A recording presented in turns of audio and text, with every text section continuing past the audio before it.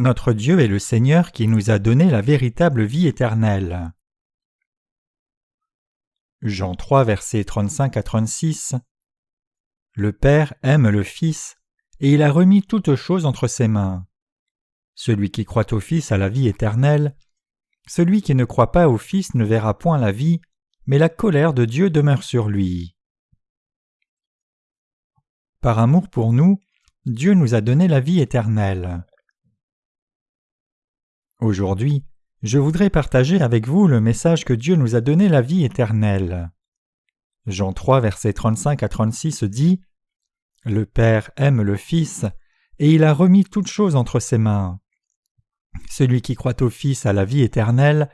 Celui qui ne croit pas au Fils ne verra point la vie, mais la colère de Dieu demeure sur lui. » Il est dit ici que Dieu le Père a donné la vie éternelle à ceux qui croient en son Fils. Cette vie éternelle dont Dieu parle ici signifie exactement ce qu'elle signifie littéralement, vivre éternellement. Quelle grande bénédiction est-ce pour vous de recevoir la vie éternelle et de vivre éternellement? Pendant combien de temps les gens ont demandé la grâce de Dieu afin qu'ils puissent recevoir la vie éternelle? L'empereur chinois Qin Shi Huangdi, languissant d'avoir la vie éternelle, avait envoyé d'innombrables sujets partout dans le monde pour trouver l'élixir de longue vie, mais en vain. Il n'y a tout simplement pas d'élixir de vie dans ce monde qui pourrait effectivement apporter la vie éternelle. De nombreuses personnes n'ont pas réussi à découvrir la vraie façon de recevoir la vie éternelle. Le seul moyen pour l'humanité de recevoir réellement la vie éternelle consiste en croire en Jésus-Christ le Fils de Dieu comme Sauveur. En d'autres termes, la seule façon pour nous de recevoir la vie éternelle consiste à croire dans l'évangile de l'eau et de l'esprit que le Fils de Dieu nous a donné. Nous pouvons obtenir la vie éternelle en mettant notre foi dans la vérité qu'il nous a sauvés des péchés du monde. Lorsque nous examinons ce que le Seigneur nous a donné dans l'évangile de l'eau et de l'esprit qui nous permet de vivre à jamais, nous ne pouvons que donner tous nos remerciements. Avez-vous pensé à vivre éternellement? Et savez-vous à quel point c'est triste et tragique de mourir? Lorsqu'une personne décède et laisse derrière elle ses bien-aimés, les chagrinés se lamentent de son départ, attristés par le fait que le défunt ne pourra plus jamais revenir dans ce monde. C'est simplement un fait que lorsque quelqu'un meurt, il ne pourra plus jamais revenir dans ce monde. C'est pour cela que même les vivants sont attristés chacun pour sa mort à venir, cherchant un moyen d'y échapper. Mais pour tout le monde, une fois qu'il quitte ce monde, il ne pourra jamais y retourner. La mort est également tragique pour tout le monde. C'est parce que les gens ne peuvent pas revenir une fois qu'ils partent de ce monde qu'ils languissaient tous d'avoir la grâce de Dieu, la vie éternelle. C'est une tragédie pour nous d'être séparés par la mort des gens avec qui nous avons vécu dans ce monde, parce que la mort, c'est la séparation qui nous retranche à jamais de nos bien-aimés, et la vie et la mort font tant de différence. Tout le monde perd tout et s'abandonne finalement à la mort. Notre mort affaiblit et attriste nos pensées. Une fois que nous nous rendons compte que nous devons mourir, nous sommes tous attristés et par cela et nous souhaitons tous réellement vivre. C'est parce que le cœur de tout le monde languit d'avoir la vie éternelle. Donc, quand nous faisons effectivement face à notre mort, nous nous rendons une fois de plus compte à quel point la vie est précieuse. On dit que lorsque les condamnés à la peine capitale, allant vers leur exécution, voient une flaque d'eau de la dernière pluie, ils passent autour d'elle plutôt que de marcher dans la flaque. Ils le font parce qu'ils veulent prolonger leur séjour dans ce monde, même un temps soit peu. Pour tous les êtres humains, il est bon de vivre. La vie est belle. La vie n'est dure que parce que nous vivons dans la souffrance étant dans ce monde. S'il n'y a pas de souffrance mais seulement de bonnes choses, vivre serait tout à fait bon et beau. Avez-vous déjà été aux portes de la mort? Si oui, alors vous savez à quel point il est bon de vivre. À un moment donné, j'ai réalisé la valeur de ma vie. L'histoire qui suit est quelque chose qui m'est arrivé il y a longtemps. Une fois, j'étais tombé dans le trou de ventilation de la toiture d'un immeuble de 5 étages et j'ai failli mourir de cette chute. Les constructeurs ont travaillé sur le système de ventilation de cet immeuble de 5 étages et ils ont placé une mince planche pour couvrir le trou d'aération sur lequel ils avaient travaillé. Ne sachant pas cela, j'ai posé mon pied sur cette mince planche et je suis tombé dans le trou. Mais heureusement, mes 2 coudes ont été retenus par les coins du trou et donc je n'ai pas chuté vers le bas. En tout cas, à ce moment, tout ce que je pouvais penser, c'était que j'allais mourir, alors j'ai paniqué à ce moment-là. Mais très vite, je me suis ressaisi, et j'ai réalisé que j'étais encore en vie et que mes coudes ont été retenus par les coins du trou, et que mes pieds se débattaient en vain dans le vide. En regardant attentivement vers le bas, je pouvais voir des gens marchant dans les rues en dessous. Mais ils n'étaient pas en état de m'aider même s'ils me voyaient clairement me battre, et je n'étais pas moi-même en état de demander leur aide. Si mon corps se déplaçait légèrement, j'allais être sur le point de tomber à travers les 5 étages. Si seulement l'un de mes pieds pouvait trouver quelque chose de ferme sur lequel m'appuyer, j'aurais pu sortir du trou, mais il n'y avait rien que je pouvais faire. Ce bref instant m'a semblé si long. C'est à partir de ce moment que je me suis rendu compte à quel point il est bon d'être en vie. Même étant dans les circonstances de l'accident, j'étais tellement heureux de me retrouver encore en vie. Bien que j'ai été suspendu par un fil à la porte de la mort, et même si je devais finir par perdre toutes mes forces et tomber par le trou, en ce moment même, j'étais tellement heureux d'être encore en vie et de respirer. Heureusement, mon corps était en excellente forme physique à l'époque, et j'ai finalement réussi à me balancer, me déportant du trou vers une position sécurisée. Mais à cause de ce qui s'est passé ce jour-là, même maintenant, je suis très reconnaissant d'être en vie. À un autre moment, j'ai eu la tuberculose à un jeune âge. Le médecin qui m'avait diagnostiqué la tuberculose à l'époque m'avait dit à quel point il était désolé de voir un jeune homme faire une maladie aussi dévastatrice. À ce moment-là, quand je pensais que j'allais mourir, j'ai réellement apprécié le mystère de la vie plutôt que de me sentir abattu. Quand j'étais en bonne santé, j'appréciais peu la beauté de la nature. Quand le printemps venait et que le monde naturel revivait avec de nouvelles pousses, je remarquais juste que des herbes étaient en train de pousser.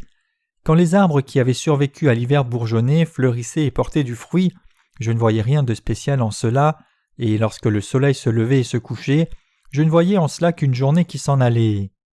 Mais une fois que j'ai commencé mon hospitalisation, toutes ces choses, de la verdeur même des pins au lever et au coucher du soleil, ne me semblaient plus aussi ordinaires que cela. Et j'ai commencé à avoir un fort attachement à ma vie, et pas une seule forme de vie, aussi petite fût-elle, ne semblait plus si petite. Alors pendant que je faisais ma marche, j'étais émerveillé même par les pissenlits qui fleurissaient entre le rocher, et les fourmis qui s'alignaient pour transporter leur nourriture me semblaient si merveilleuses. Chaque matin, quand je me réveillais à la lumière du soleil pour m'étirer, je pouvais sentir la vie battre en moi. Ma vie semblait tout à fait merveilleuse et étonnante en ces jours-là. Un jour, après avoir été hospitalisé pendant environ 1 mois pour la tuberculose, j'ai pris mon dîner très tôt et je regardais une colline par la fenêtre pendant que le soleil se couchait lentement et que le soir approchait. Tout à coup, j'ai voulu aller faire une marche et j'ai donc mis mes vêtements et j'ai commencé à gravir la colline. Dans la colline, les pins se balançaient dans le vent. Comme je voyais les pins balancer lentement dans le vent, j'ai senti dans mon cœur « Ah, la création entière est en train de glorifier Dieu !» Maintenant, quand les pins s'agitaient à cause des vents, ils ne s'agitaient plus que pour moi, mais je pouvais voir qu'ils louaient en réalité Dieu, et j'ai été tellement impressionné, reconnaissant et mystifié par cette nouvelle reconnaissance. Jusque-là, cela s'était produit avant, mais je n'avais pas pu apprécier le mystère de la vie donnée par Dieu, mais quand ma propre vie était devenue précaire, comme une bougie dans le vent, j'ai pu apprécier profondément la préciosité de ma vie. Quand j'étais en bonne santé, j'avais peu de respect pour ma vie. Je n'avais pas fait beaucoup attention à ma santé, à tel point qu'avec mon énergie de jeunesse, je sautais dans la mer même en plein hiver, et je flânais avec des vêtements mouillés après avoir nagé sans précaution. Mais une fois que j'ai vraiment perdu la santé, j'ai pu me rendre compte à quel point elle était précieuse. Grâce à cette expérience, j'ai pu apprécier la véritable valeur de ma vie. Ici, j'ai une fois de plus pensé à la précieuse valeur de la vie. J'ai pu réaliser que le simple fait que j'ai la vie donnée par Dieu en soi est une chose merveilleuse. Si être en vie sur cette terre est très précieux et d'une grande valeur, je peux apprécier à quel point la vie dans le royaume de Dieu serait merveilleuse, là où il n'y a pas de souffrance. Pendant que je pense au fait que je vivrai pour toujours lorsque je quitterai cette terre dans l'autre monde, mon cœur est submergé de joie. C'est une si grande bénédiction de recevoir la vie éternelle de Dieu et de vivre avec lui pour toujours dans la béatitude éternelle et la gloire perpétuelle, et plus j'y pense, plus mon cœur est reconnaissant. Ceux qui n'ont pas eu ce genre d'expérience ceux qui sont en bonne santé et ne font pas face à leur mort imminente, ceux qui n'ont jamais pensé à leur mort ou n'ont jamais eu d'expérience de mort imminente, et ceux qui n'ont jamais pensé au domaine de Dieu où il y a la vie éternelle, ces gens doivent tous comprendre la précieuse valeur de la vie que Dieu nous a donnée. Dieu a donné la vie éternelle à ceux qui ont effacé tous les péchés de leur cœur en acceptant l'évangile de propitiation à travers le Fils de Dieu. Quelle bénédiction de savoir que Dieu a donné la vie éternelle à tous ceux qui croient en son Fils. Dans ce monde, les riches en particulier ont un plus grand attachement à leur vie. Les bien portants, les puissants et les riches de ce monde languissent tellement d'avoir une longue vie que certains d'entre eux sont même prêts à abandonner la moitié de leur richesse si seulement ils pouvaient vivre un jour de plus. C'est parce que la mort parle de la fin de toute bénédiction que Dieu a donnée à l'humanité. Dans l'évangile de Jean, Dieu dit que ceux qui croient dans son Fils ont la vie éternelle, et ceux qui ne croient pas en son Fils ne peuvent pas avoir la vie, mais la colère de Dieu demeure sur eux. Jean 3, verset 36. Mes chers croyants, vous devez comprendre que pour tous ceux qui ne connaissent pas le Fils de Dieu en d'autres termes, pour tous ceux qui ne connaissent pas et ne croient pas dans la vérité de l'évangile de l'eau et de l'esprit donné par le Fils de Dieu, tout leur bonheur prendra fin. Si nous ne sommes pas nés de nouveau de nos péchés dans cette vie, et sommes coupés de ce monde par notre mort dans un tel état de péché, tout ce qui nous attend dans le prochain monde, c'est la souffrance éternelle. Pour tous ceux qui ne sont pas nés de nouveau d'eau et d'esprit, leur punition éternelle venant de la colère de Dieu les attend. Vous devez comprendre que quiconque meurt sans croire en Jésus-Christ pendant qu'il est dans ce monde, c'est la fin de tout son bonheur et le début de ses malédictions. La mort est une chose si terrible pour tous, mais en revanche la vie éternelle est une joie si grande. Seuls ceux qui ont reçu la rémission de leurs péchés en croyant dans l'évangile de l'eau et de l'esprit peuvent recevoir la vie éternelle, et quand la mort viendra, seuls ces gens verront la fin de leur souffrance et le début de leur bonheur. Dans Jean 3, verset 15, Dieu dit « Afin que quiconque croit en lui ne périsse point, mais qu'il ait la vie éternelle. » Croyez au Fils de Dieu comme votre Sauveur et Seigneur, n'est-ce pas? Et croyez-vous dans l'évangile de l'eau et de l'esprit que le Fils de Dieu nous a donné? Pour ceux qui croient, il y a la rémission des péchés et la vie éternelle, mais pour ceux qui ne croient pas, il n'y a que des malédictions qui les attendent. Quiconque croit dans l'évangile de l'eau et de l'esprit donné par Dieu recevra la vie éternelle. À partir de rien, Dieu a créé l'univers et toutes les choses qu'il contient, y compris nous les humains. Dieu est le Tout-Puissant, qui a créé toute existence à partir d'aucune existence. Pour l'humanité qu'il a créée, notre Seigneur a permis la vie éternelle en Jésus-Christ. Pour tous les êtres humains, sa propre création, notre Dieu a accordé la possibilité d'être remis de tous leurs péchés, et pour ceux qui croient, il a accordé la vie éternelle. Dans Jean 3, versets 14 à 15, Jésus-Christ a dit « Et comme Moïse éleva le serpent dans le désert, il faut de même que le Fils de l'homme soit élevé, afin que quiconque croit en lui ait la vie éternelle. » Ici, Jésus-Christ citait un passage du livre des Nombres dans l'Ancien Testament. Le livre des Nombres décrit ce que le peuple d'Israël a connu quand ils ont réussi à quitter l'Égypte et à traverser la mer Rouge pour se diriger vers la terre de Canaan. Pendant 40 ans, le peuple d'Israël a erré dans le désert, tournant en rond. C'était parce qu'ils avaient commis le péché d'incrédulité, car ils n'avaient pas fait confiance à Dieu. Puisqu'ils avaient erré dans le désert pendant 40 ans à cause de leur péché d'incrédulité, à quel point cela a-t-il été difficile pour eux?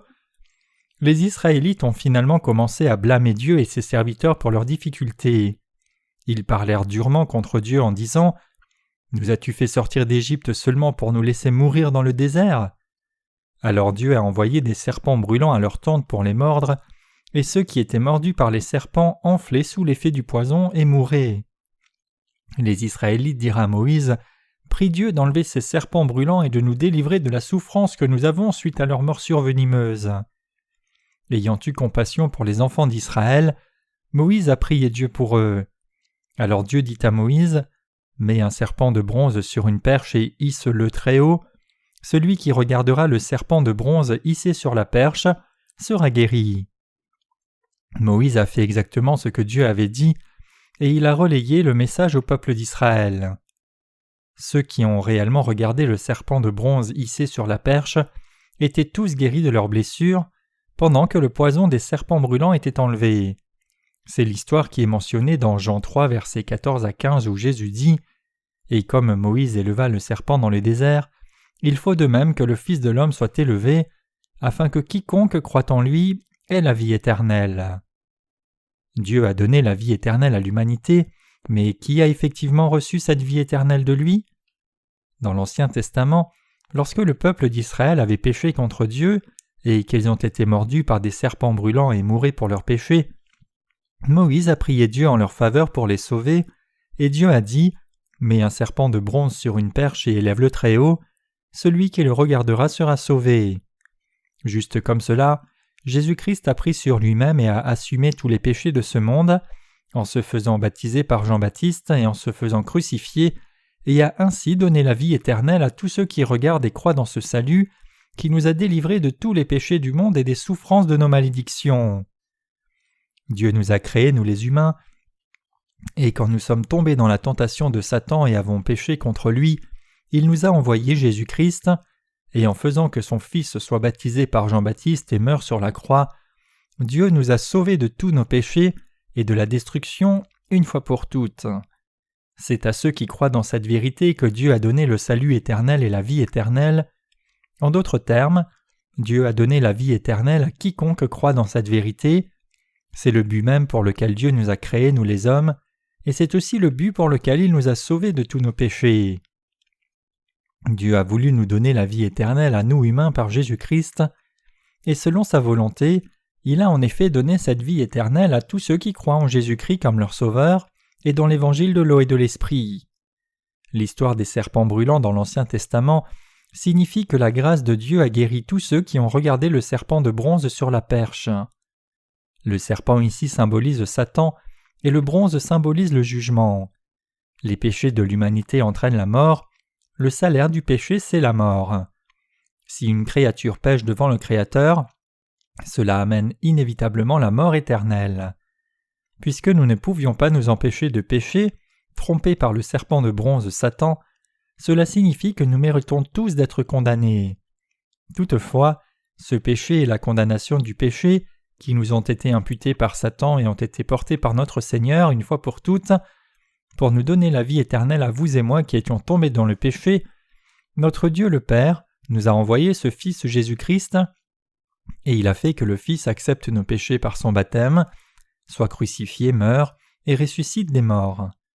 Maintenant, tous ceux qui croient en Jésus-Christ ont reçu une nouvelle vie pour ne plus jamais mourir parce que Dieu lui-même nous a donné la vie éternelle. En fait, c'est précisément pour nous donner la vie éternelle que Dieu a envoyé Jésus-Christ sur cette terre. C'est la raison pour laquelle Jésus-Christ a dit « Car Dieu a tant aimé le monde qu'il a donné son Fils unique, afin que quiconque croit en lui ne périsse point, mais qu'il ait la vie éternelle. » Dieu en effet n'a pas envoyé son Fils dans le monde pour qu'il juge le monde, mais pour que le monde soit sauvé par lui. Jean 3, versets 16 à 17. Dieu a tant aimé le monde signifie que Dieu nous a aimés, vous et moi qui vivons dans ce monde. C'est la raison pour laquelle Dieu a envoyé son Fils Jésus-Christ pour nous sauver, vous et moi, de tous les péchés du monde.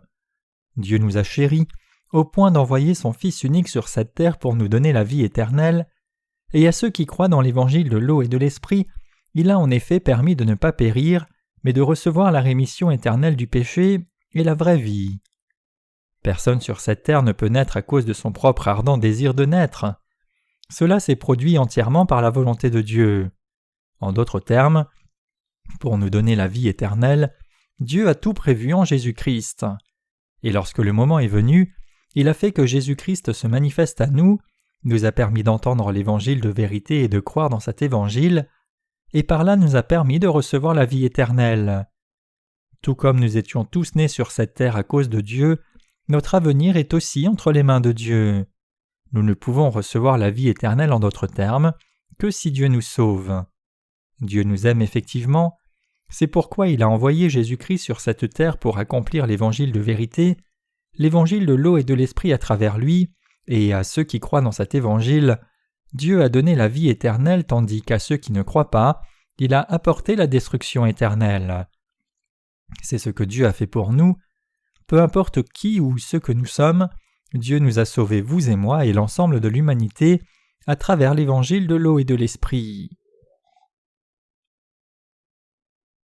Nous devons tous connaître l'évangile de l'eau et de l'esprit et y croire. Dieu nous dit que pour que nous recevions la rémission de nos péchés et la vie éternelle de lui, nous devons naître de nouveau d'eau et d'esprit. Si nous voulons être lavés de nos péchés et recevoir la vie éternelle de Dieu, nous devons alors accepter ce salut où nous sommes nés de nouveau de nos anciens êtres pour devenir une nouvelle créature. Ceux qui peuvent recevoir la vie éternelle ne sont pas ceux qui retiennent toujours cette chair héritée de leurs parents et les âmes qui sont tachetées de péché, mais ce sont ceux qui sont transformés en de nouveaux êtres, dont les âmes et les corps ont été libérés de tous leurs péchés, qui sont une fois morts et revenus à la vie par Dieu à travers leur foi. Dans Jean au chapitre 3, d'où le passage de ce jour est tiré, il y a un homme du nom de Nicodème. Nicodème était un pharisien. Les pharisiens étaient des gens profondément religieux qui gardaient la loi de l'Ancien Testament, y croyaient et obéissaient avec diligence. Mais cet homme ne savait rien de la vie éternelle ou de Jésus-Christ ou de comment naître de nouveau d'eau et d'esprit. Tout ce qu'il savait, c'était juste ce que la loi de l'Ancien Testament disait. Il n'avait connu et observé que les enseignements de la Torah. Mais un jour, comme Jésus-Christ est né dans cette nation et que le temps était venu de prêcher sa parole dans tout Israël, Nicodème a finalement entendu ce que Jésus-Christ prêchait. Juif de naissance de la secte des pharisiens, lorsque Nicodème regardait Jésus-Christ, il se disait « Ce Jésus-Christ n'est pas un homme ordinaire ». Alors il vint à Jésus-Christ de nuit et lui fit des éloges en disant « À moins que tu ne viennes de Dieu, tu ne peux pas faire ce que tu fais. Clairement, tu es de Dieu. » Mais Jésus lui dit fermement et sans détour « Si un homme ne naît de nouveau, il ne peut voir le royaume de Dieu. » Jésus-Christ parlait à Nicodème de l'évangile de l'eau et de l'esprit. Il est écrit « Jésus lui répondit « en vérité, je te le dis, si un homme ne naît de nouveau, il ne peut voir le royaume de Dieu. » Nicodème lui dit « Comment un homme peut-il naître quand il est vieux? Peut-il rentrer dans le sein de sa mère et naître ?» Jésus répondit « En vérité, je te le dis, si un homme ne naît d'eau et d'esprit, il ne peut entrer dans le royaume de Dieu. Ce qui est né de la chair est chair, et ce qui est né de l'esprit est esprit. Ne t'étonne pas que je t'ai dit, il faut que vous naissiez de nouveau. Le vent souffle où il veut et tu en entends le bruit, mais tu ne sais d'où il vient ni où il va. Il en est ainsi de tout homme qui est né de l'esprit. » Jean 3, versets 5 à 8.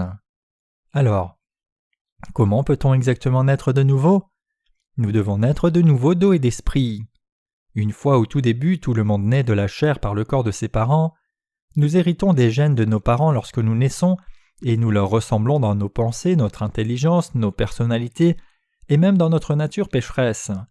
Et maintenant, chacun d'entre nous, qui sommes nés avec notre nature pécheresse héritée de nos parents, doit naître de nouveau spirituellement. Puisque ce qui est né de la chair est chair et ce qui est né de l'esprit est esprit, il est absolument indispensable pour nous de comprendre ce que Jésus-Christ voulait dire quand il disait que nous devions recevoir la rémission de nos péchés et naître de nouveau à travers l'évangile de l'eau et de l'esprit. Nous devons chercher l'évangile qui nous permet de naître de nouveau d'eau et d'esprit, car ce sont ceux qui sont nés de nouveau qui deviennent des enfants de Dieu et reçoivent la vie éternelle.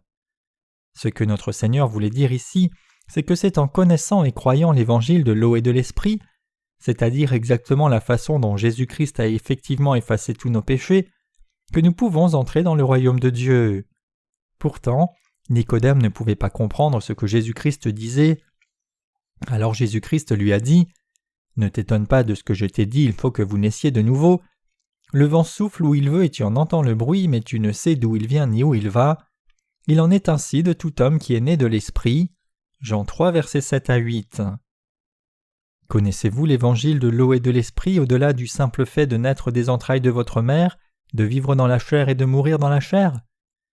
En général, les gens de ce monde ne connaissent que l'apparente évidence selon laquelle il leur est réservé de naître une fois et de mourir une fois. Mais tout le monde peut naître 2 fois alors qu'il est encore en vie. Les cigales, les mouches, les papillons nocturnes et diurnes, les papillons naissent tous 2 fois. La larve ne se transforme-t-elle pas en cigale pour voler dans le ciel? Pour qu'une chenille se transforme en papillon de nuit ou en papillon diurne, ou alors pour qu'une larve se transforme en cigale, il faut naître deux fois. Nous les humains ne devrions-nous pas aussi naître de nouveau en croyant dans l'évangile de l'eau et de l'esprit? Jésus-Christ a dit à Nicodème que l'on ne peut voir le royaume de Dieu si l'on ne naît de nouveau. Nicodème n'a cependant pas compris cela, et il a trouvé étrange de devoir naître de nouveau. Alors Jésus-Christ lui a dit « Le vent souffle où il veut et tu entends le son qu'il produit, mais tu ne peux pas dire d'où il vient ni où il va. Ainsi est quiconque est né de l'esprit. On naît de la chair une fois et ensuite on naît de nouveau de l'esprit.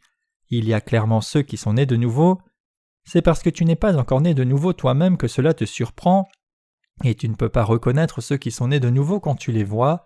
Tu ne connais pas la vérité. En fait, ce sont les chefs religieux de ce monde qui ne peuvent pas saisir la vérité qui apporte le véritable lavage des péchés et la liberté de la condamnation du péché.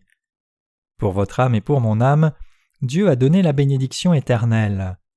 En fait, c'était pour nous donner la vie éternelle que Dieu nous a fait naître sur cette terre, ainsi que pour découvrir et entendre l'évangile de l'eau et de l'esprit. Une fois que l'on est né du ventre de sa mère, c'est quand on rencontre l'évangile de l'eau et de l'esprit qu'on naît de nouveau. Quand on naît ainsi de nouveau, on reçoit la vie éternelle. Dieu ne nous a pas fait vivre seulement dans la chair, mais il nous a fait croire dans l'évangile de l'eau et de l'esprit pour naître de nouveau, recevoir la vie éternelle et devenir enfant de Dieu. Toutefois, les religieux sur cette terre ne réalisent pas cela. C'est pourquoi lorsque Jésus-Christ parlait à Nicodème, Nicodème ne pouvait pas comprendre ce que Jésus-Christ disait. En effet, de nombreux religieux de ce monde ne savent rien. Ils ne savent rien de la nouvelle naissance d'eau et d'esprit, ni comment recevoir la vie éternelle ou entrer dans le royaume de Dieu et vivre éternellement, et même pire, ils n'ont aucune idée de la façon dont ils peuvent devenir sans péché. C'est par notre foi que nous recevons la vie éternelle, et c'est aussi par la croyance dans l'évangile de l'eau et de l'esprit que nous naissons de nouveau. Ces religieux ne réalisent pas cela. C'est pourquoi ils demandent, tout comme Nicodème, « Devrais-je rentrer dans le sein de ma mère afin de naître de nouveau ?» C'est ce que certains affirment. En fait, ce ne sont pas seulement quelques gens qui disent cela, mais même les meilleurs pasteurs de réveil en Corée sont comme ça. J'ai effectivement entendu certains d'entre eux prêcher, et ce que j'ai entendu a clairement démontré qu'ils ne savaient rien de la nouvelle naissance. L'un d'eux a dit quelque chose de semblable à ceci. Nul ne sait s'il est lui-même né de nouveau ou non, donc la Bible dit « Le vent souffle où il veut et tu en entends le bruit, mais tu ne sais d'où il vient ni où il va. Il en est ainsi de tout homme qui est né de l'esprit. » Jésus-Christ a dit qu'il faut naître de nouveau d'eau et d'esprit. L'eau ici, c'est le liquide amniotique, ce qu'ont les femmes enceintes. Autant pour les hommes que pour les femmes, pour qu'une vie humaine naisse, un spermatozoïde doit rencontrer un ovule. Parmi tous les spermatozoïdes, la probabilité qu'un spermatozoïde spécifique pénètre l'ovule est de 1 sur 200 millions. Chaque spermatozoïde doit désespérément courir pour atteindre l'ovule le premier. Un seul spermatozoïde peut devenir une vie par son effort désespéré. C'est de cette façon que vous et moi sommes nés. Comment les gens naissent dans la chair. Naître de nouveau d'eau et d'esprit, c'est aussi comme cela. Bien qu'il y ait des millions et des milliards de chrétiens sur cette planète, ceux d'entre eux qui sont réellement nés de nouveau sont extrêmement rares, et donc nous devons être fidèles à Dieu jusqu'à notre mort, le servir jusqu'à notre mort et courir jusqu'à notre mort. Mais nous ne savons pas exactement qui d'entre nous est vraiment né de nouveau, nous essayons juste d'être diligents. Mais quelle interprétation absurde! Effectivement, ce pasteur est comme Nicodème, en d'autres termes, il n'a aucune idée de la façon de naître de nouveau. Mes chers croyants, naître de nouveau d'eau et d'esprit, c'est croire que Jésus-Christ est venu sur la terre incarné dans la chair d'un homme, a été baptisé, a versé son sang à la croix et ressuscité des morts, tout cela pour nous sauver vous et moi. La raison pour laquelle Dieu lui-même est venu sur la terre, incarné dans la chair d'un homme et a été baptisé dans le Jourdain, était d'accepter tous nos péchés sur lui-même et de les effacer, afin de nous permettre de naître de nouveau, de nous rendre sans péché et de nous donner la vie éternelle. C'était pour nous donner la vie éternelle que Dieu lui-même a été baptisé, a versé son sang puis est mort à la croix. En d'autres termes, c'est Jésus-Christ qui nous a sauvés de nos péchés à travers l'évangile de l'eau et de l'esprit. Dieu ne nous a rien demandé à ce sujet, mais il l'a fait de lui-même pour nous donner la vie éternelle, et nous pouvons recevoir la vie éternelle en croyant dans cette vérité. Ce qui est né de la chair est chair, et ce qui est né de l'esprit est esprit. Jean 3, verset 6. De notre point de vue charnel, il est impossible pour quiconque de naître de nouveau. Comment un homme adulte pourrait-il rentrer dans le ventre de sa mère et naître de nouveau? Comme presque tous les adolescents d'aujourd'hui sont plus grands que leur mère, il est impossible de penser même à cela. C'est pourquoi certaines personnes dans leur pensée charnelle ne peuvent tout simplement pas comprendre comment elles peuvent naître de nouveau et recevoir la vie éternelle. Comment pouvons-nous alors vivre éternellement? Le concept même de la vie éternelle, lorsqu'il est examiné dans une perspective charnelle, n'est rien de plus qu'un souhait. Cependant, notre Seigneur nous a dit clairement que nous devons naître de nouveau, et que naître de nouveau, c'est naître par l'évangile de l'eau et de l'esprit. En fait, notre Seigneur est venu sur la terre chez les siens, sans nous demander, pour nous rendre sans péché, pour nous donner la vie éternelle. Il a accepté tous les péchés du monde en se faisant baptiser par Jean-Baptiste. Ayant donc porté les péchés du monde par son baptême, il est mort sur la croix, est ressuscité des morts et nous a ainsi tous sauvés. Si Dieu lui-même nous dit qu'il a fait toutes ces choses pour nous donner la vie éternelle, alors nous devons croire cela. Celui qui croit dans l'évangile de l'eau et de l'esprit accompli par Jésus-Christ naîtra de nouveau et recevra la vie éternelle, mais celui qui ne croit pas ne naîtra pas de nouveau et périra. C'est par la foi que nous recevons la vie éternelle. Cela ne signifie pas que vous et moi vivrons en quelque sorte éternellement sur cette terre, mais cela signifie que nous allons vivre éternellement dans le royaume éternel de Dieu. C'est pourquoi le Seigneur dit que l'on ne peut voir son royaume que s'il en est de nouveau. Cette terre a été créée par Dieu, mais il a aussi fait le ciel. En d'autres termes, pendant que Dieu créait les domaines visibles de l'univers tout entier, il a également créé son domaine qui ne peut être perçu par nos yeux. C'était pour nous laisser y entrer et vivre éternellement que Dieu nous a donné l'évangile de l'eau et de l'esprit. C'était pour nous donner la vie éternelle que Dieu a planifié notre nouvelle naissance, a offert son corps en sacrifice, et par là nous a permis de naître de nouveau, nous accordant notre vraie nouvelle naissance et la vie éternelle. Par conséquent, c'est entièrement en croyant dans ce que Dieu a fait pour nous que nous naissons de nouveau et que nous recevons la vie éternelle. À Nicodème, un maître d'Israël, notre Seigneur a dit « Tu es le docteur d'Israël et tu ne sais pas ces choses » Jean 3, verset 10, et a ensuite déclaré « en vérité, je te le dis, nous disons ce que nous savons et nous rendons témoignage de ce que nous avons vu, et vous ne recevez pas notre témoignage. » Jean 3, verset 11. Ici, le Seigneur a utilisé le mot « nous ». Ceci manifeste essentiellement le fait que notre Seigneur ne travaille pas ici de lui-même. Le Dieu Trinitaire travaille ensemble, d'un même accord. Jésus-Christ est venu sur la terre parce que Dieu le Père l'a envoyé. Dieu le Créateur, en d'autres termes, a envoyé son Fils sur la terre incarné dans la chair de l'homme. Notre Seigneur a accompli notre salut sur cette terre, et le Saint-Esprit a témoigné de cela. C'est pourquoi notre Seigneur a dit ici « en vérité, je te le dis, nous disons ce que nous savons et nous rendons témoignage de ce que nous avons vu, et vous ne recevez pas notre témoignage. » Jean 3, verset 11. Jésus-Christ ne nous a pas sauvés par lui-même, mais notre salut a été réalisé par son Père, Jésus lui-même et le Saint-Esprit. C'est la raison pour laquelle Jésus-Christ a utilisé l'expression « nous » ici. C'était pour permettre à ces créatures de naître de nouveau, pour leur donner la vie éternelle, et pour en faire des enfants de Dieu, que notre Seigneur dit cela ici. Il a poursuivi en disant « Si vous ne croyez pas quand je vous ai parlé des choses terrestres, comment croirez-vous quand je vous parlerai des choses célestes? Personne n'est monté au ciel si ce n'est celui qui est descendu du ciel, le Fils de l'homme qui est dans le ciel. » Jean 3, versets 12 à 13. Jésus-Christ s'appelle lui-même Fils de l'homme parce que Dieu lui-même est venu sur la terre incarné dans la chair. Ce Jésus-Christ, Dieu lui-même qui est venu sur la terre incarné en homme, est le Fils de l'homme. Il n'y a personne qui soit jamais monté au ciel si ce n'est le Fils de l'homme. En fait, avant que Jésus-Christ ne vienne sur cette terre, il n'y avait pas eu de parfaite rémission des péchés. Et puisque Jésus-Christ est le vrai Dieu, il pouvait monter vers Dieu le Père. Il n'y a personne d'autre que Jésus-Christ qui soit monté vers le royaume des cieux. C'est par ce Jésus-Christ que Dieu a donné la vie éternelle à ceux qui croient dans l'évangile de l'eau et de l'esprit. Il a permis, en d'autres termes, que ces croyants entrent dans le royaume où ils peuvent vivre pour toujours. C'est en croyant dans l'évangile de l'eau et de l'esprit que nous pouvons recevoir la vie éternelle et vous et moi avons connu et cru cet évangile même. C'est précisément cela la façon dont nous avons trouvé la vie éternelle, rencontré la vie éternelle et reçu la vie éternelle. Nous avons été bénis par Dieu pour recevoir cette vie éternelle, tel qu'il est écrit « Car Dieu a tant aimé le monde qu'il a donné son Fils unique, afin que quiconque croit en lui ne périsse pas, mais qu'il ait la vie éternelle. » Jean 3, verset 16. Notre Seigneur lui-même a dit cela. Or, malgré cela, il y a encore beaucoup de gens qui ne veulent pas l'accepter. Malheureusement, ces personnes ont déjà été condamnées. Ne pas croire dans ce que Dieu a fait pour nous, c'est demander la condamnation. Ceux qui sont nés sur cette terre dans la chair mais qui ne croient pas dans cette vérité dans leur cœur sont tous condamnés à jamais, aussi bien dans ce monde que dans le monde à venir. Ils seront condamnés à jamais à la fois dans ce monde et dans la fosse éternelle de feu préparée pour eux. Cependant, pour ceux qui croient dans cette vérité, la vie éternelle est venue.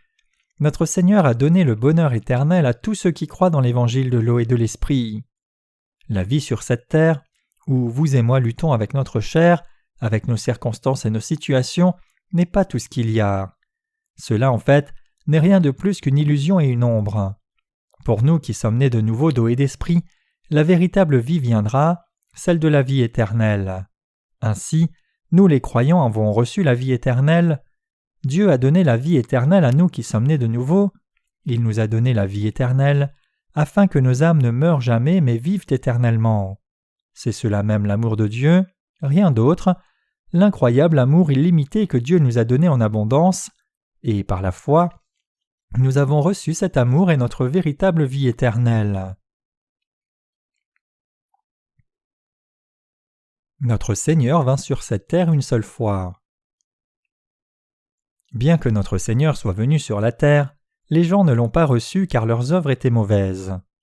En d'autres termes, il y avait ceux qui n'ont pas cru en lui et comme conséquence de leur incrédulité, ils n'ont pas été en mesure de recevoir la vie éternelle, mais sont demeurés des pécheurs se dirigeant vers l'enfer.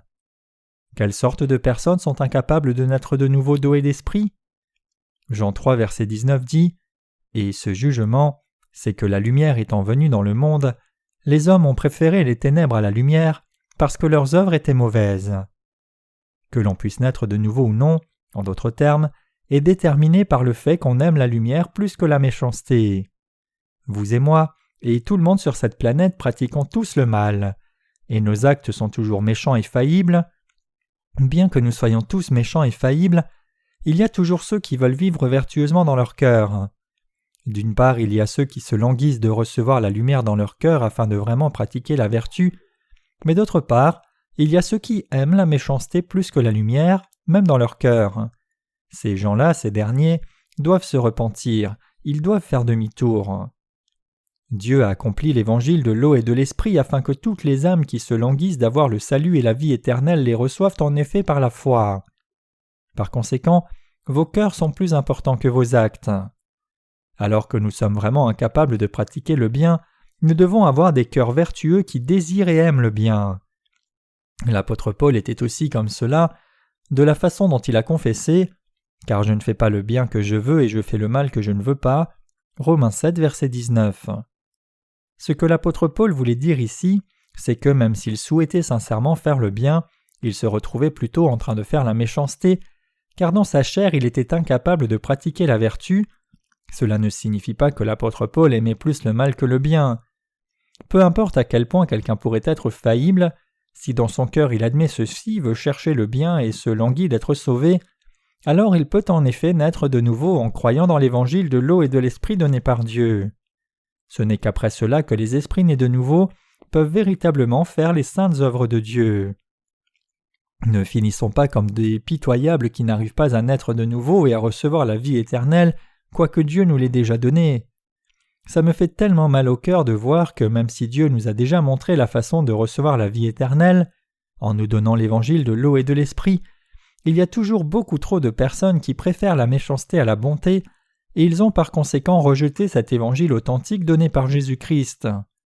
Malheureusement, de telles personnes ont déjà été condamnées et jugées. À la fois dans ce monde et dans le prochain, elles sont éternellement en enfer. Le contraire de la vie éternelle, c'est le châtiment éternel. Ce châtiment éternel, c'est de vivre éternellement en enfer, dans la fosse de feu éternel. La vie éternelle, en revanche, c'est le bonheur perpétuel. Lequel souhaitez-vous recevoir?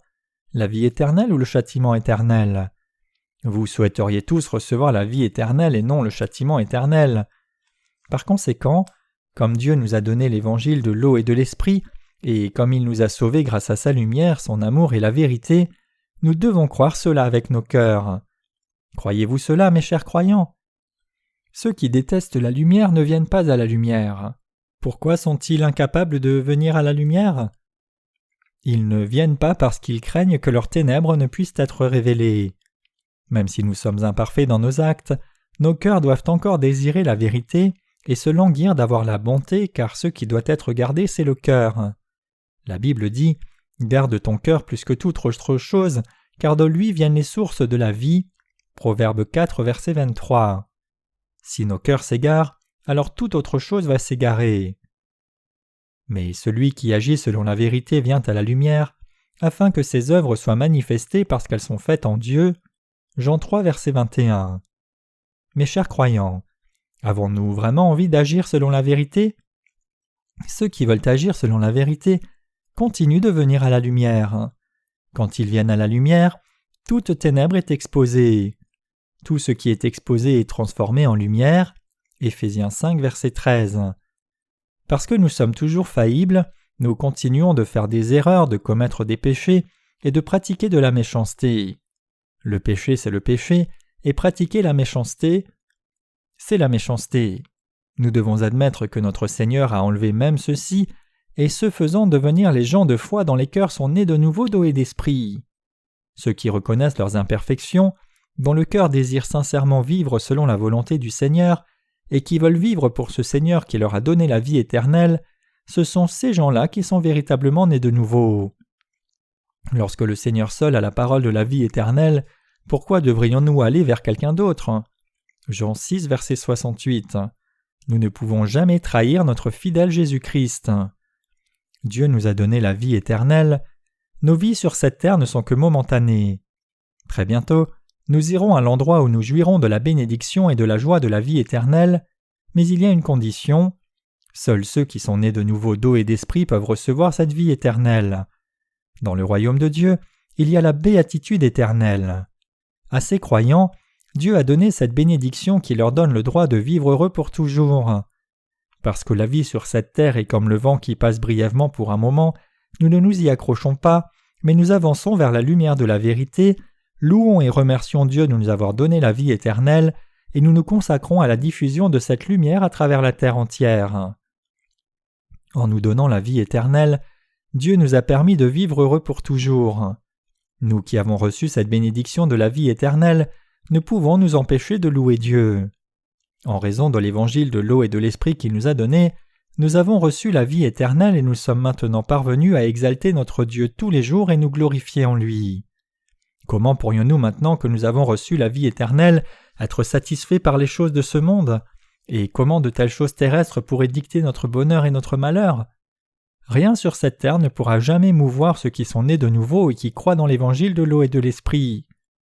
Ces personnes qui ont reçu la vie éternelle de Dieu font l'œuvre bénie de Dieu qui conduit également d'autres âmes à recevoir la vie éternelle, répandent la lumière de la vérité et servent le Seigneur.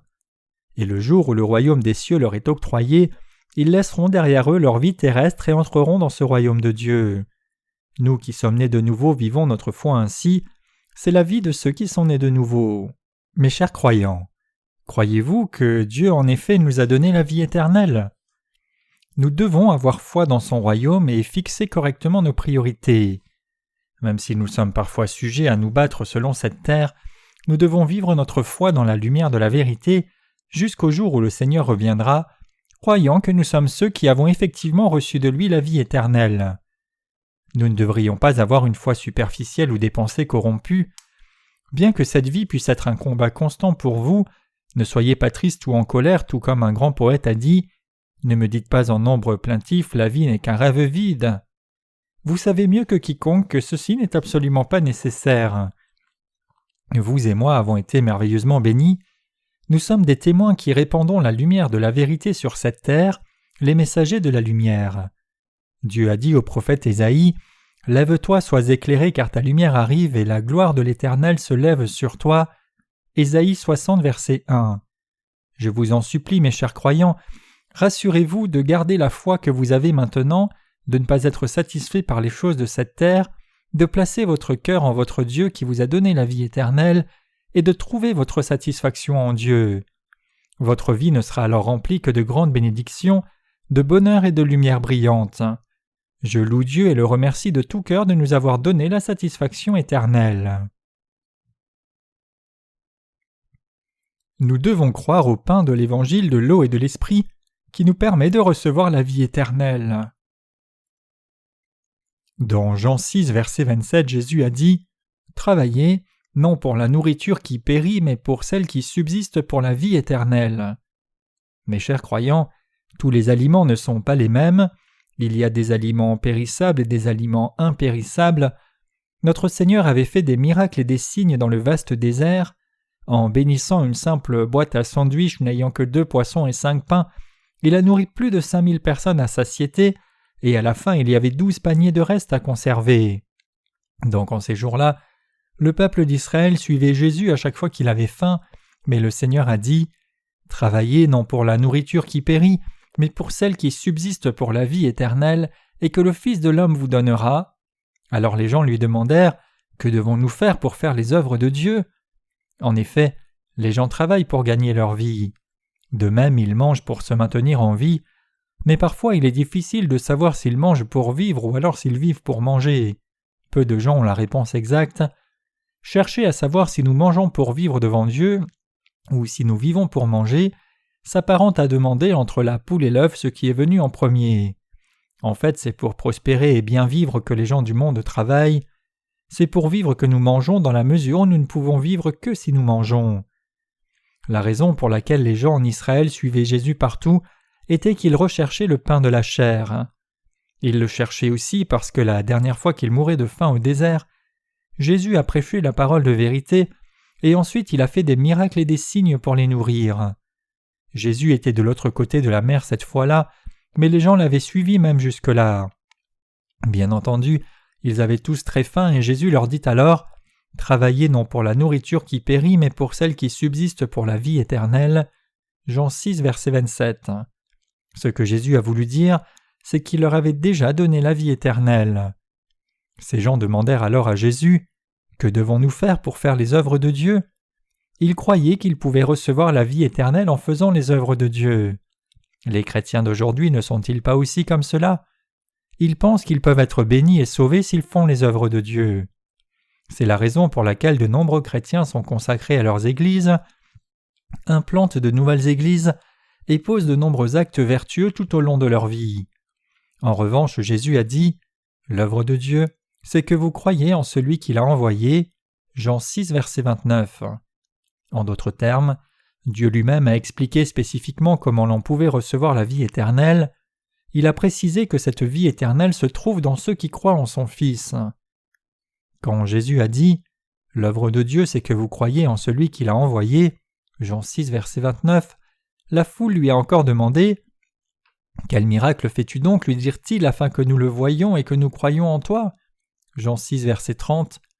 Jésus leur dit alors « en vérité, je vous le dis, Moïse ne vous a pas donné le pain du ciel, mais mon Père vous donne le vrai pain du ciel. Car le pain de Dieu, c'est celui qui descend du ciel et qui donne la vie au monde. » Jean 6, versets 32 à 33. Ensuite ils lui dirent « Seigneur, donne-nous toujours ce pain. » Jean 6, verset 34. À cela Jésus répondit en disant qu'il était lui-même ce pain de vie. Il dit « Je suis le pain de vie. Celui qui vient à moi n'aura jamais faim, et celui qui croit en moi n'aura jamais soif. Tous ceux que le Père me donne viendront à moi, et je ne mettrai pas dehors celui qui vient à moi. » Jean 6, versets 35 et 37. Notre Seigneur s'est décrit lui-même comme le pain du ciel. Jésus a ensuite continué en disant « Car je suis descendu du ciel pour faire non ma volonté, mais la volonté de celui qui m'a envoyé. Or, la volonté de celui qui m'a envoyé, c'est que je ne perde rien de tout ce qu'il m'a donné, mais que je le ressuscite au dernier jour. La volonté de mon Père, c'est que quiconque voit le Fils et croit en lui ait la vie éternelle, et je le ressusciterai au dernier jour. » Jean 6, versets 38 à 40. En vérité, je vous le dis, celui qui croit en moi a la vie éternelle, je suis le pain de vie. Jean 6, versets 47 à 48. Et je suis le pain vivant qui est descendu du ciel. Si quelqu'un mange de ce pain, il vivra éternellement. Jean 6, verset 51. Se référant à lui-même, notre Seigneur a fait ressortir très clairement qu'il est descendu du ciel. Il a aussi dit qu'il est descendu du ciel, non pas pour faire sa propre volonté, mais la volonté du Père. Il a dit qu'il faisait les œuvres du Père, exactement comme le Père le lui avait commandé. Il suivait la volonté de celui qui l'avait envoyé. Quelle est donc la volonté du Père ? C'est que nous croyons au Fils. Alors le Père nous a dit « Voulez-vous recevoir la vie éternelle ?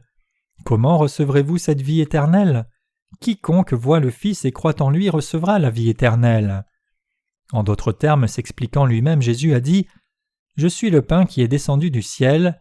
Si quelqu'un mange de ce pain, il recevra la vie éternelle. » De même que notre Seigneur a dit ici « Quiconque voit le Fils et croit en lui recevra en effet la vie éternelle. » Autrement dit, ceux qui mangent notre Seigneur en croyant en lui sont ceux qui par leur foi mangent ce salut apporté par notre Seigneur, et ils recevront la vie éternelle.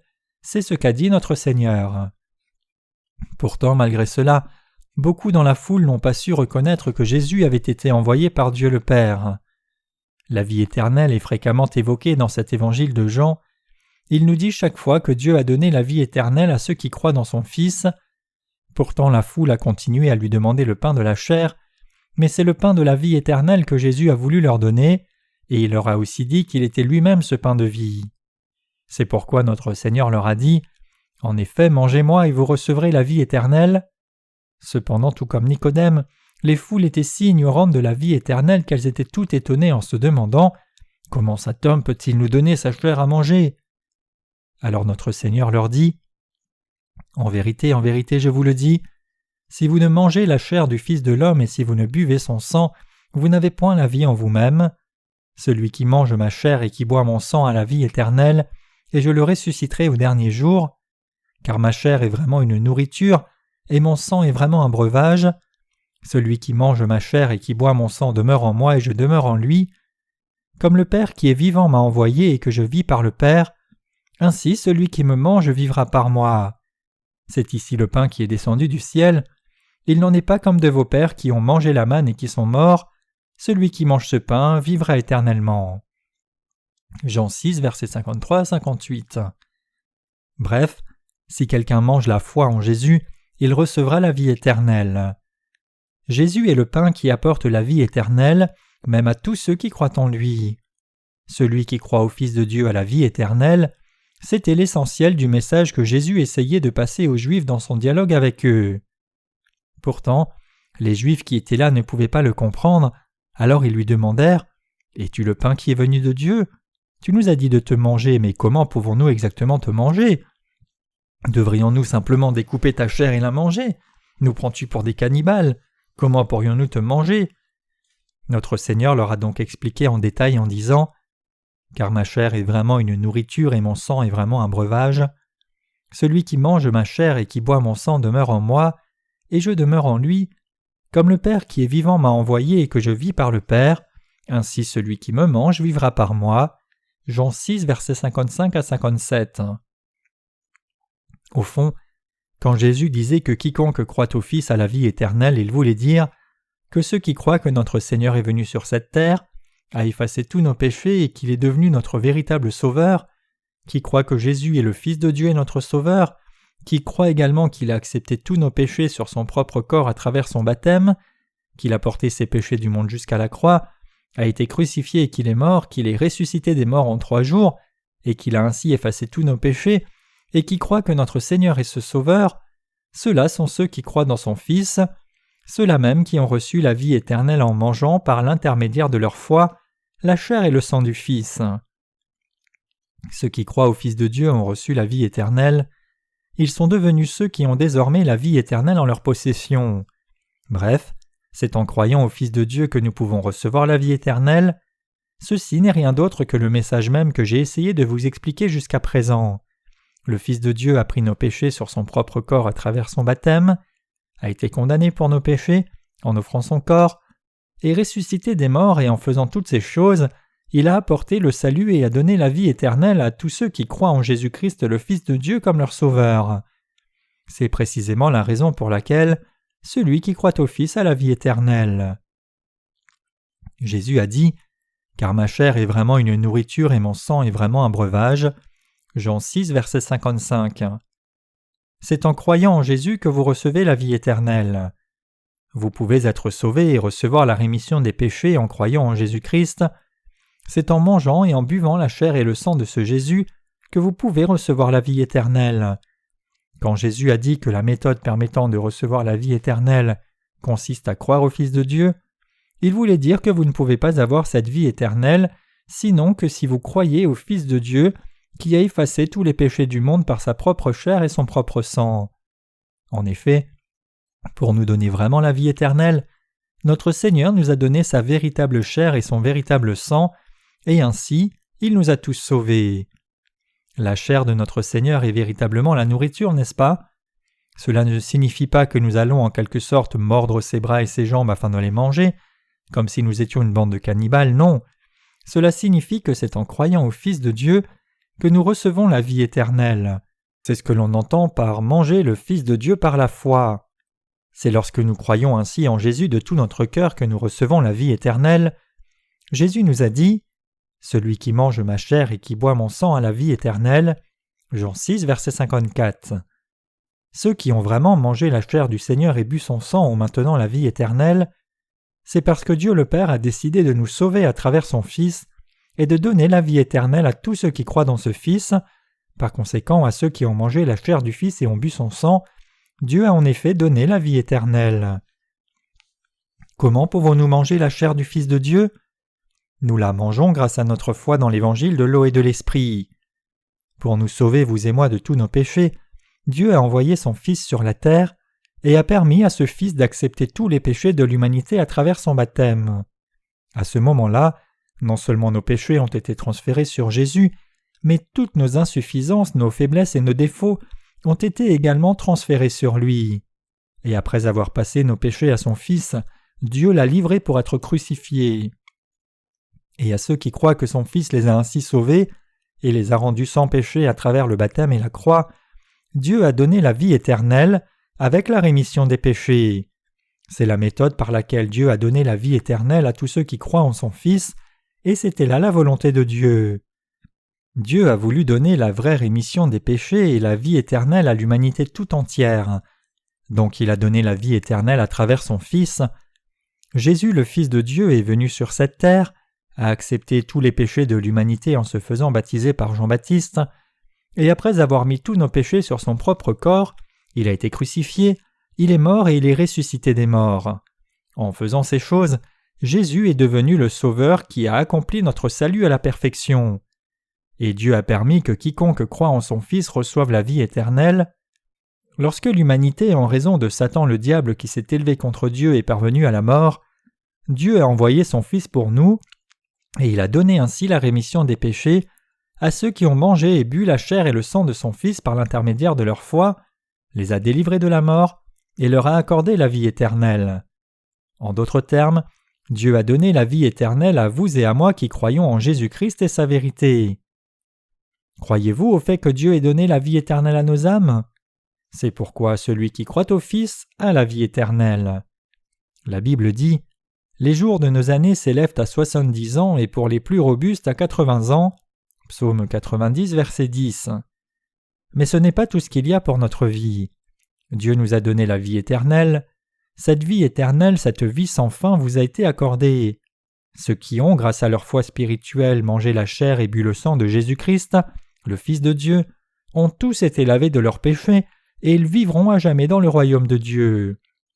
Cette vie est différente de la vie de toute autre créature vivant maintenant dans ce monde.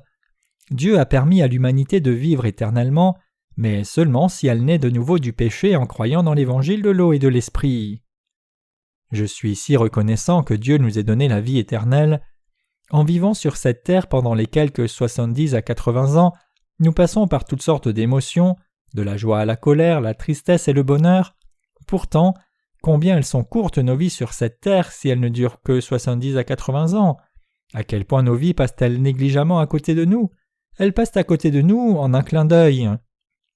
Mes chers croyants, il fut un temps où moi aussi j'étais jeune, tout comme les jeunes parmi vous, mais je suis déjà dans la cinquantaine maintenant. Je pensais que je ne serais jamais vieux.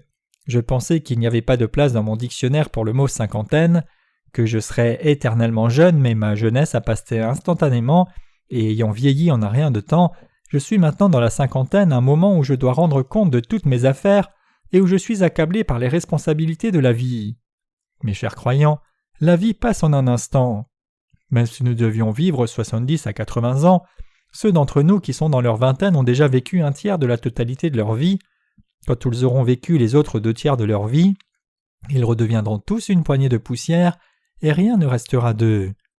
Nos vies ne sont-elles alors que des rêves vides? Certains d'entre vous pourraient le croire. Notre Dieu le Père, cependant, nous a tant aimés qu'il nous a envoyé son Fils, il lui a fait accepter tous nos péchés en recevant le baptême sur son corps, et a donné ce corps sur la croix pour être crucifié, lui faisant ainsi porter la condamnation de nos péchés. En agissant ainsi, Dieu a donné la rémission des péchés et la vie éternelle à tous ceux qui croient en ce Fils. Croyez-vous dans l'évangile de l'eau et de l'esprit? Est-ce que vous avez la vie éternelle? J'implore chacune et chacun de vous de croire au fait que vous avez en effet la vie éternelle. Votre vie ne sera alors jamais gaspillée en vain.